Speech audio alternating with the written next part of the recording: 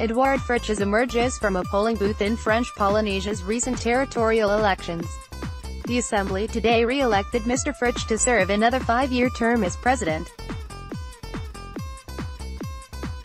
Photo: RNZI Edouard Fritch has been re-elected as French Polynesia's president for a 5-year term. The Territorial Assembly, Mr Fritch of the Tahoeraa Huiraatira received the backing of 39 of the 57 members. He defeated the challenges of Geffry Salmon of the Tahoeraa Huiraatira Party and of the 5-time president Oscar Tamaru of the pro-independence Tahoeraa Huiraatira Party. In a surprise development, an as yet unidentified Tahoeraa member also voted for Mr Fritch.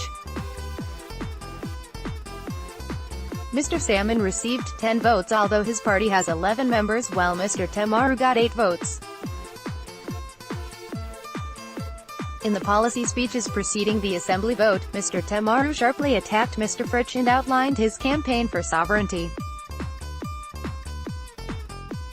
Marking 5 years since the UN re-inscribed French Polynesia on its decolonization list, Mr. Tamaru placed a UN flag on the podium.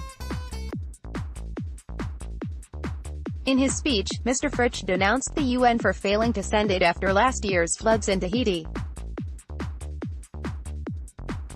Mr. Fritch first became president in 2014 when the Tahoeraa leader Gaston Floss was forced to resign because of a corruption conviction which carried with it an ineligibility to hold office.